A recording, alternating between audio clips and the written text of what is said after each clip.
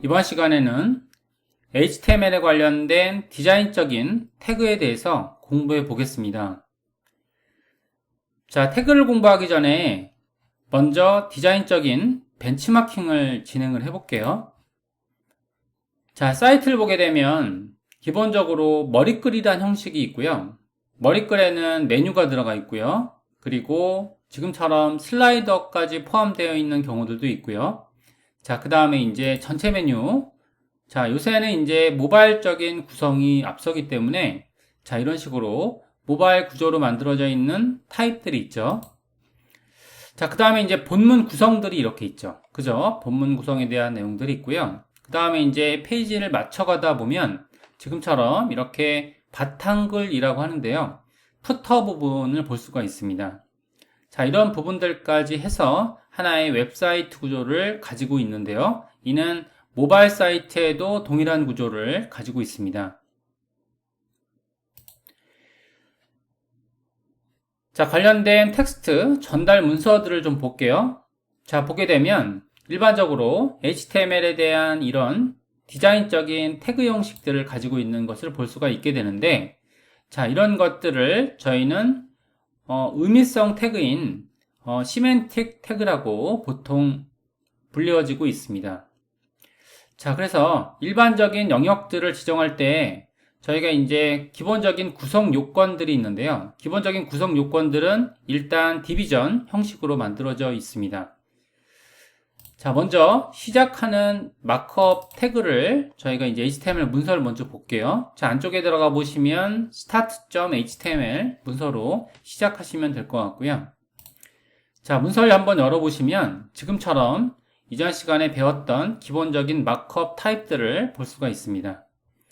자, HTML, 자, 문서의 시작이라고 말씀을 드렸고요. 그 다음에 HTML에 대한 설정 부분, 그 다음에 제목, 그리고 인코딩, 그 다음에 본문, 그 다음에 이제 HTML에 대한 버전 부분이라고 볼 수 있는 자, 독타입 부분이라고 말씀을 드렸고요. 자, 영역을 기본적으로 디자인적인 영역으로 분류할 때 저희는 보통 디비전을 사용합니다. 디비전이라고 하게 되면 영역을 분류해주는 일종의 영역 태그라고 볼 수가 있게 되는데요. 자, 지금처럼 디비전을 쓰게 되면 그러면 이제 여러 가지 요건들을 이 안에 지금 디자인 영역이라고 볼 수가 있는 거죠. 자, 이렇게 돼서 자, 영역에 따른 이런 태그들을 사용할 수가 있게 되는 거죠. 자, 영역에 따른 내용들을 저희가 디비전이라고 하는데 간단하게 디비전이란 영역은 단순한 영역이라고 볼 수가 있고요. 이를 조금 더 체계화시켜서 분류를 하게 되면 아까 전에 보여드렸던 텍스트 문서와 같은 것들을 볼 수가 있습니다. 자, 여기서 저희가 HTML5 태그라고 하는데요. 일반적인 태그라고 보시면 되실 것 같고요. 자, HTML5 태그는 일단 이제 의미를 가지고 있는 형식의 태그가 되는 거죠. 그죠? 자, 글꼴을 조금 더 크게 하고 보겠습니다. 자, 여기서 저희가 이제 일반적으로 div에 비해서 의미를 가지고 있는 영역 태그가 되겠는데요. 이를 보통 저희가 이제 의미를 가지고 있다라고 해서 시멘틱 태그라고 불러주고 있습니다. 저희 강좌에서는 디자인 태그라고 보통 이렇게 명명을 하고 있고요. 시멘틱이라는 건 태그 자체가 본연의 의미를 가지고 있다라는 거죠.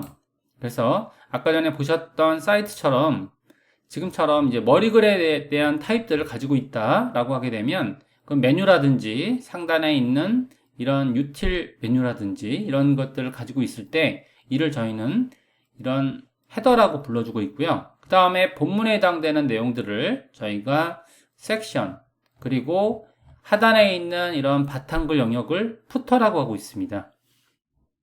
실제 내용을 태그로 작성해 보면 다음과 같습니다.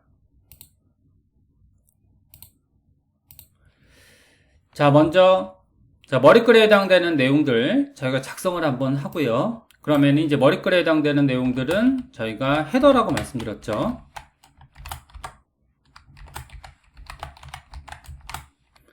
자, 그 다음에 본문에 관련된 내용들은 자, 섹션이라고 하겠습니다. 자, 그 다음에 이제 바탕글에 해당되는 내용들을 저희가 푸터라고 하고요. 자, 여기 안에는 자, 여러 가지의 어떤 내용물들이 들어가 있겠죠. 자, 먼저 헤더의 머리글에 해당되는 것들 중에서 저희는 이제 가장 대표적인 것을 자, 로고라고 볼 수가 있게 되는데요. 자, 로고라는 영역을 H1이라는 자, 타이틀 내용으로 규정지었다고 하겠습니다. 자, H1이라고 하게 되면 먼저 헤딩이라는 말을 가지고 있고요. 자, 여기서 보게 되면 더 HTML, H1, H6 엘리먼트라고 되어 있죠. 그러니까 H1번부터 H6번까지 되어 있고요. 자, 여기에 따른 이제 저희가 회사 이름이 들어가겠죠. 자, 관련된 이름에 대한 구성들을 자, 이런 타이틀 형식으로 규정을 짓고요. 그 다음에 이제 메뉴와 관련된 내용들을 전달해 드릴 겁니다. 그죠? 자, 이런 방식으로 크게 분류 기준을 만들 때 저희는 이런 바로 기본적인 디자인 태그들, 그러니까 더 정확하게 얘기하게 되면 HTML5 현재 버전을 뜻하고 있는데요. HTML5 버전에서 전달하고 있는 기본적인 헤더 마크업, 그 다음에 섹션 마크업, 그 다음에 푸터 마크업이라는 것을 사용하고 있습니다. 자, 이런 것들을 사용해서 이제 기본적인 어떻게 보면 영역 분류를 해주는데 역할을 하고 있고요. 자, 이거 이외에도 여러 가지의 디자인적인 전달 방법들을 많이 가지고 있는데요. 자, 디자인적인 전달 방법들 중에서 가장 대표적인 건 아마 메뉴가 아닐까 싶습니다. 메뉴 같은 경우에는 일반적으로 어떤 리스트에 대한 형식들을 가지고 있는데요. 자, 리스트라고 하게 되면 일반적으로 저희가 이제 UL이라든지 OL과 마찬가지의 그런 방법들을 취하고 있는데요. 자, UL이라는 기법으로 일단 영역을 규정지었다라고 할게요. 자, 규정짓게 되면 그러면 이제 여기다가 리스트가 들어가는 거죠. 그죠? 리스트가 들어가서 안쪽에 들어가 있는 이런 자, 메뉴 1번. 자, 그 다음에 자, 메뉴 2번. 메뉴 3번으로 이렇게 해서 리스트를 작성해 줄 수가 있죠.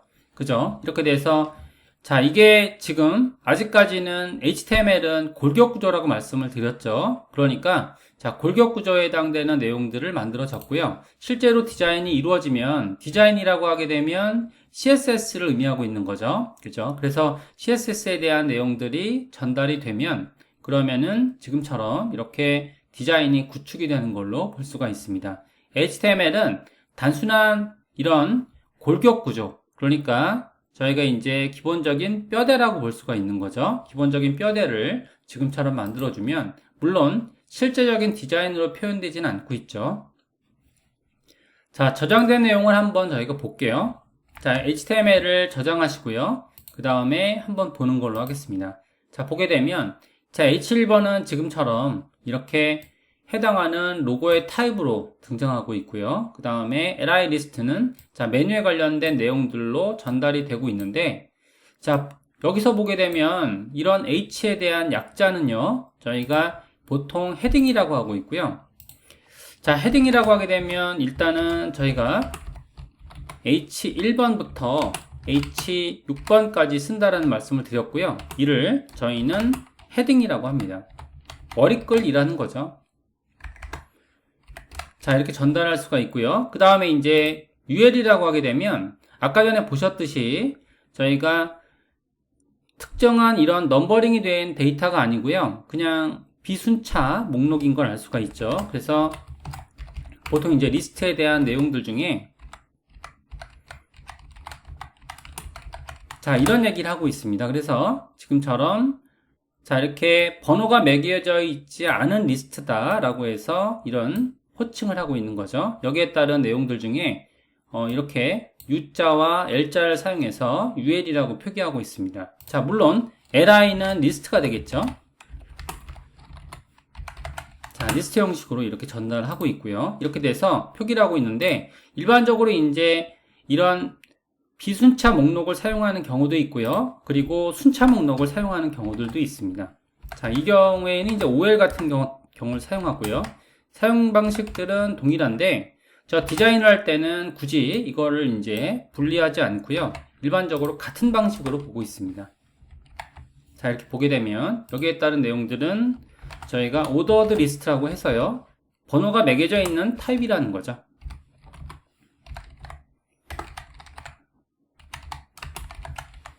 자, 두 개는 사실상 같은 리스트의 개념으로 보시면 될 것 같고요. 그래서 여기서는 지금처럼의 UL, 그러니까 불릿이 표현된 방법들이 있고요. 여기에서는 지금처럼 이렇게 넘버가 표현된 방법들로 브라우저에선 보이고 있는데, 실제로 저희가 CSS에서 이런 해당하는 넘버와 불릿들을 제거할 거기 때문에, 그죠? 그러니까 실제로는 이런 아무것도 없는 리스트로 표현이 되고 있어서, 자, 이런 것들은 큰 의미는 없죠. 그래서 OL을 쓰던 UL을 쓰던 간에 큰 의미 변화는 없다라고 생각하시면 되시고요. 자, 이번 시간에 마지막으로 자, 영역에 대한 이런 것들을 보고 있는데요. 아까 전에 말씀드린 대로 H1번과 그 다음에 H2번, H3번 이렇게 되어 있는데요. H1번에 대한 내용들은 고유한 이름이기 때문에, 자, 해당 브라우저, 그러니까 사이트에 대한 이런 웹페이지에서의 한 번만 등장하게 작성을 하셔야 되고요. 그 다음에 본문에서는 이거보다는 레벨이 낮은, 번호가 크게 되면 레벨이 낮은 거거든요. 그래서 H2번에 대한 이런 제목을 사용해서 지금처럼 본문 제목을 이렇게 마크업을 만들고 있습니다.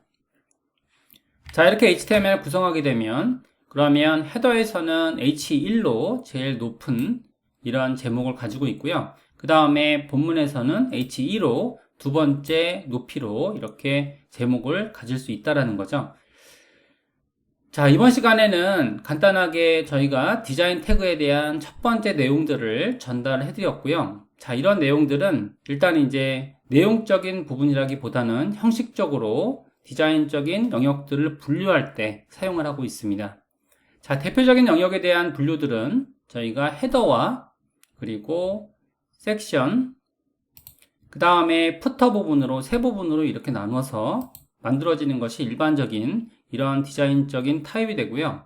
그 다음에 이제 내용적인 영역들을 보게 되면, 그러면 일단은 첫 번째가 바로 제목에 대한 이런 태그들이 있고요. 이는 헤딩 태그라고 하고 있습니다. 헤딩 태그는 H1번, H6번까지 6개를 가지고 있고요. 보통 맨 문서에서는 H1번은 한 개만 포함되게 만들어지고 있는데요. 이는 바로 로고 자리가 되겠죠. 이런 로고 자리가 H1번을 가지고 있습니다. 자, 그 다음에 이제 본문에 따른 제목들은 자, H1번보다는 낮은 제목으로 되어 있고요. 그 다음에 리스트에 대한 내용들은 li 태그를 사용하고 있는데, li 태그를 감싸고 있는 방법은 지금처럼 비순차 목록과 그 다음에 순차 목록으로 사용이 되고 있어서, 실제로 CSS로 해당하는 웹페이지에 대한 디자인 태그가 표현될 때는 UL이라든지 OL 어떤 것을 사용하셔도 상관없을 것 같습니다. 자, 이번 시간에는 디자인 태그 관련된 내용들을 첫 번째 시간으로 저희가 알려드렸습니다.